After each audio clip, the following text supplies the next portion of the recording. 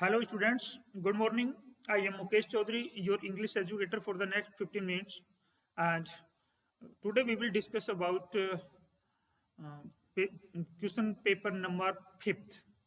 और ये जो क्वेश्चन पेपर चल रहे हैं ये अप टू एग्जाम स्टैंडर्ड हैं, तो सारे के सारे आ जाइए। बहुत जोरदार क्वेश्चन पेपर है। और ये लो आपका क्वेश्चन पेपर। सबसे पहले पैसेज आता है, तो हम भी पैसेज ले रहे हैं यहाँ पर। ओके, माल न्यूट्रिशन यानी कुपोषण। तो इसके शुरुआत में हमने ये देख लिया कि ये कुपोषण के बारे में है। Malnutrition most commonly occurs between the age of 6 months and 2 years। Passage में राइटर कह रहा है कि जो माल न्यूट्रिशन है, जो कुपोषण है, वो 6 महीने के बच्चे से लेकर के और 2 साल तक के बच्चे के बीच में आता है। This happens despite child's food requirements being less than that of an older child. और एक बड़े बच्चे से एक छोटा बच्चा बहुत कम खाता है, उसके बावजूद भी वो कुपोषण का शिकार हो जाता है। Malnutrition often attributed to poverty. और जो माल न्यूट्रिशन है उसका संबंध गरीबी से एट्रीब्यूट किया जाता है, बताया जाता है, लेकिन हकीकत में ऐसा है नहीं।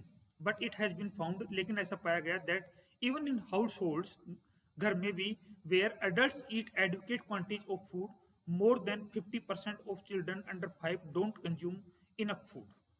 कि जहां पर जो अडल्ट हैं वो भी प्रॉपर रूप से खाना खाते हैं, लेकिन फिर भी अंडर 5 साल से छोटे बच्चे हैं वो प्रॉपर नहीं खा पाते हैं। और क्यों नहीं खा पाते?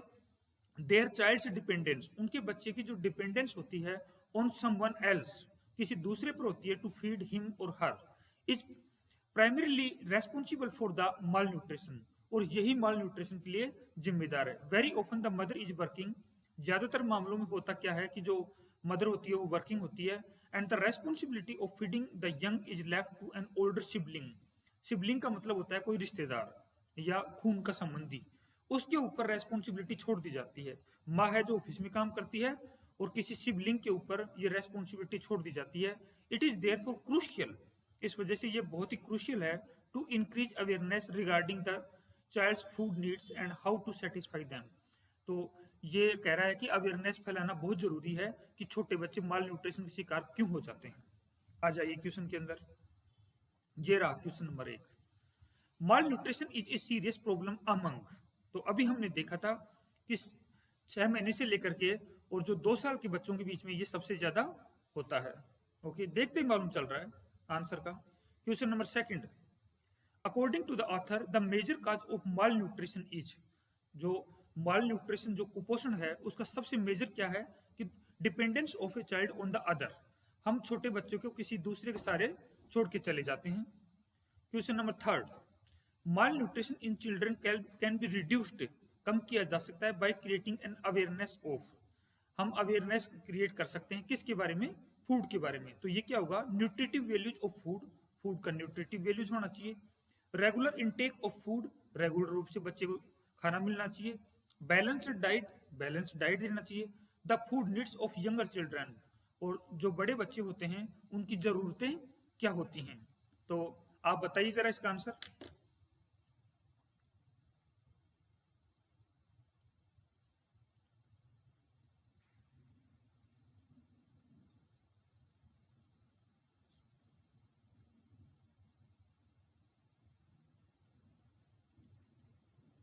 तो इसके अंदर इस पैसेज के हिसाब से इसका आ रहा है रेगुलर इनटेक ऑफ फूड, क्योंकि बच्चों को खाना नहीं दिया जा रहा था, जो सिबलिंग है वो उसका ध्यान नहीं रख रहा था, तो हमको इसकी अवेयरनेस फैलानी है अकॉर्डिंग टू पैसेज। वैसे ये सारे ही ठीक लग रहे हैं और बहुत ही निकट हैं ठीक होने के, लेकिन पैसेज के अकॉर्डिंग ये आ रहा है अपना। द ऑथर रीजन्स, जो ऑथर है वो रीजन देता है, कारण करता है, बहस करता है, that poverty is not the main cause of mall nutrition. कि पॉवर्टी, जो गरीबी है, वो माल न्यूट्रिशन का मेन कारण नहीं है। क्यों? Adult in poor families it good advocate of food, कि ऐसे परिवारों के अंदर जो अडल्ट हैं वो भी अच्छा खाना खाते हैं। A child's food needs are much less than those of adult. और गरीबी हुआ तो भी क्या हुआ, वो अडल्ट तो फिर भी ज्यादा खाते हैं, लेकिन एक छोटे बच्चे की तो बहुत ही कम रिक्वायरमेंट होती है। Even in families where adults eat well, children below 5 are not fed properly. और इवन इन फैमिलीज, ऐसी फैमिलीज जहां अडल्ट अच्छा खाना खाते हैं, चिल्ड्रन बिलो 5 साल से जो छोटे बच्चे होते हैं, ऐसे परिवारों में आर नॉट फेड प्रॉपरली, उनको खाना अच्छे से नहीं खिलाया जाता है. Children are malneutralized, children are malnutrized, मतलब बच्चे को माल न्यूट्राइज हो गए हैं. Whatever the economics status of the family, चाहे फैमिली का स्टेटस चाहे कुछ भी हो. तो the author reasons that poverty is not the main cause of malnutrition because, क्योंकि, तो इसके अंदर क्वेश्चन नंबर 4 और क्वेश्चन नंबर 4 के अंदर जाएगा सेकंड. क्योंकि मान लेते हैं परिवार बहुत ही गरीब है लेकिन उसकी रिक्वायरमेंट्स बहुत कम है. एक जो छोटा बच्चा होता है वो अडल्ट से बहुत कम खाना खाता है, तो इस वजह से जो बच्चे हैं वो उनमें नहीं होना चाहिए ये चीज. छोटे बच्चे की तो बहुत कम रिक्वायरमेंट्स होती हैं. When the students realized, जब बच्चों ने ये महसूस किया that they had been fooled, कि उनको मूर्ख बनाया जा चुका है, they back, तो हमको इसमें करेक्ट वर्ब बननी है. तो पहला ही हमने देखा कि यहाँ पर यूज हुआ है सिंपल पास्ट का और यहाँ पर यूज हुआ है पास्ट परफेक्ट का. पास्ट परफेक्ट भी ये है पैसिव वॉइस, यानी ये भी पास्ट में ही है तो ये भी पास्ट में ही आएगा.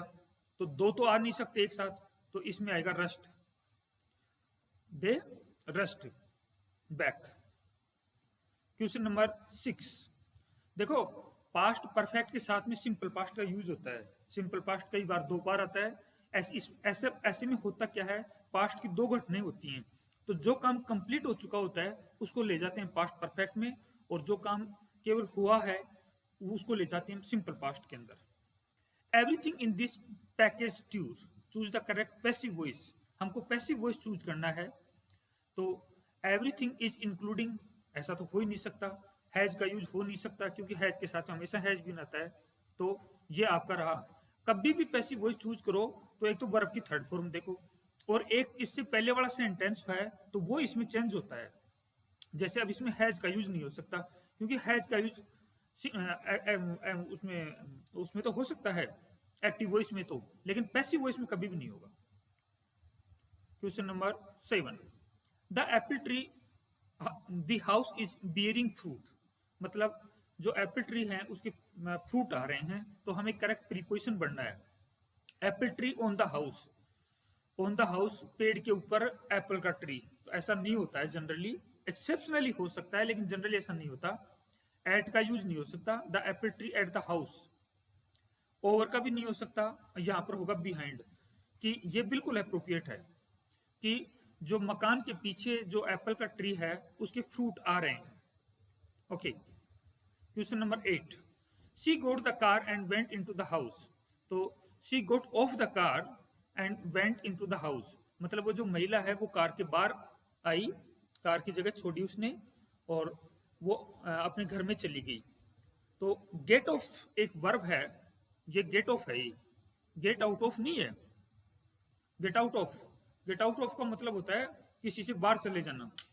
ये कोई जगह के लिए आता है, कार के लिए इसका यूज बहुत कम होता है, ऐसे नहीं हो सकता. She get out of the car, जगह तो है लेकिन कार के लिए इसका यूज जनरली होता नहीं है. She got off the car. Question number 8 she got off the car and went into the house, और अगर ये कोई प्लेस होता तो फिर आउट ऑफ का यूज हो जाता, कोई प्रॉब्लम नहीं थी उसके अंदर. क्वेश्चन नंबर 9 एम्पलीफाई का मतलब होता है इंक्रीज करना. अब इसका एंटोनिम भरना है हमको उल्टा, तो इंटेंसिफाई, मैग्नीफाई और अलाई ये तो सारे सिनोनिम्स हैं. डिक्रीज इसका प्रॉपर एंटोनिम है. Question number 10 with modern and sophisticated machines, sophisticated का मतलब होता है बहुत ही जटिल और advanced technology. The factories productivity improved by leaps and bounds, leaps and bounds एक इडियम है, बाय लीप्स एंड बाउंड्स मतलब फैक्ट्री का जो प्रोडक्शन है वो बहुत ज्यादा बढ़ गया. तो एडवांस्ड, सोफिस्टिकेटेड, रिफाइंड वही बात है, कल्टिवेटेड वही बात है, नन और इनमें से कोई सा भी नहीं. एक्चुअली ये तीनों ही हैं इसके जो सिनोनिम्स हैं जो. और यहाँ पर मैं लिख देता हूँ सिनोनिम.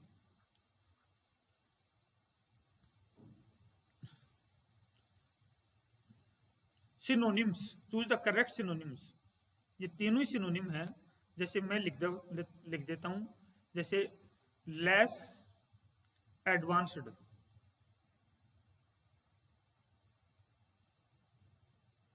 Less advanced.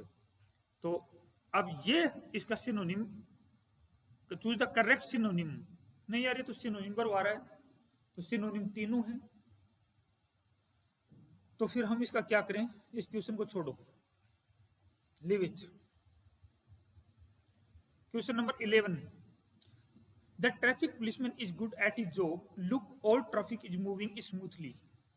तो ट्रैफिक अब काम कर रहा है एडजेक्टिव का, और ये है इसकी नाउन।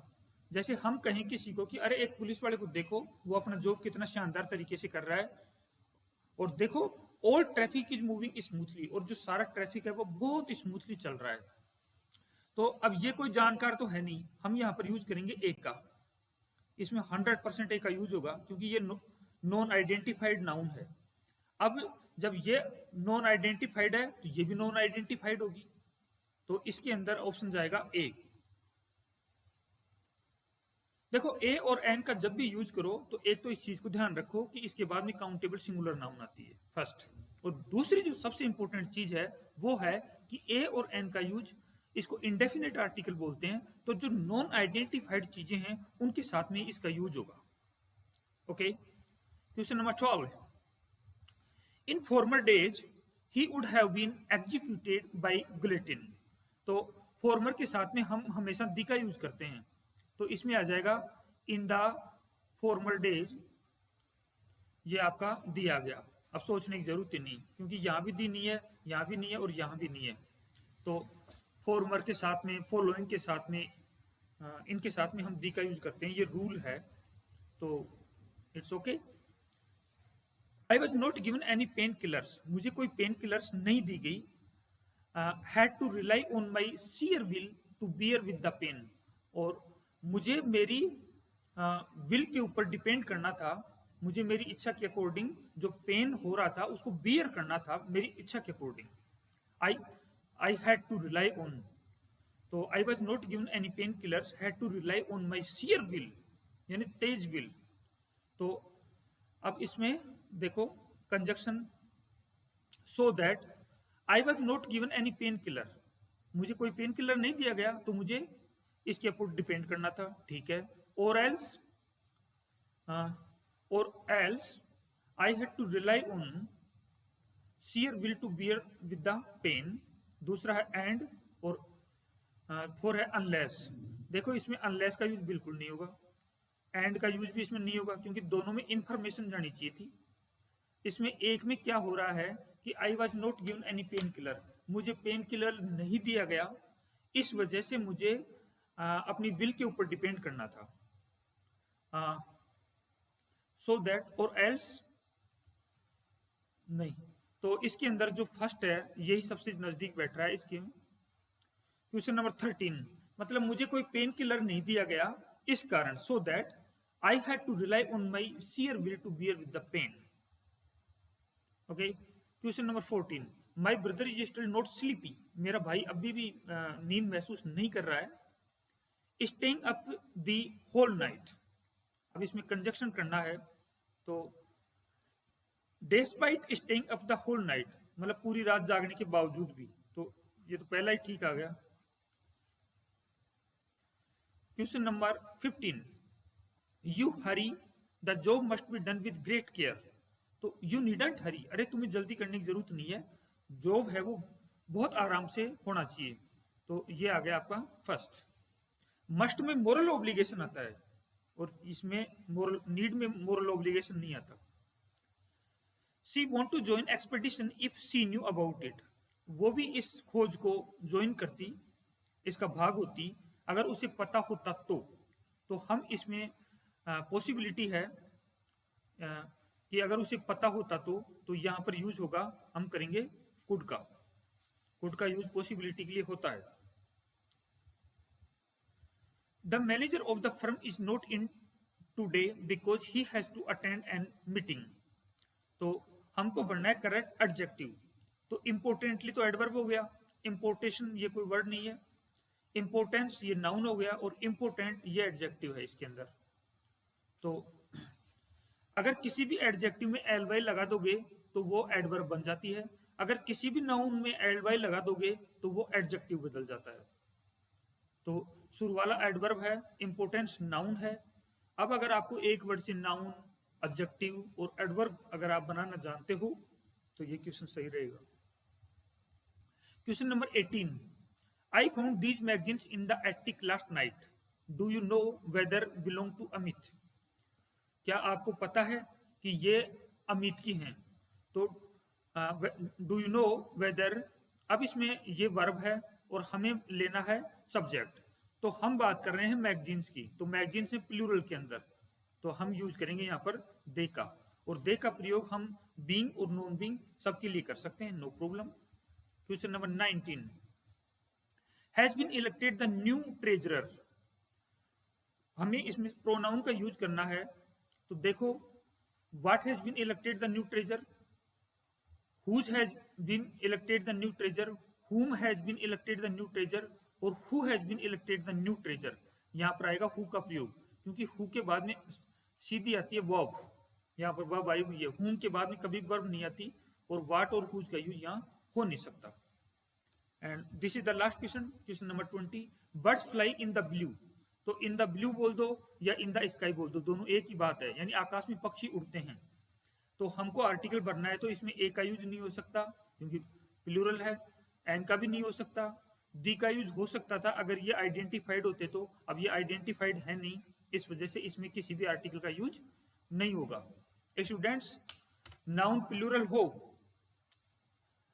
हम इंडिया में जनरली क्या करते हैं कि किसी भी नाउन के पहले दी रख देते हैं। अरे भाई, ऐसा नहीं है, दी का यूज जब भी करो जब नाउन बिल्कुल आइडेंटिफाइड हो, अदरवाइज आप उसको छोड़िए। Okay, thank you very much my dear students for joining this session.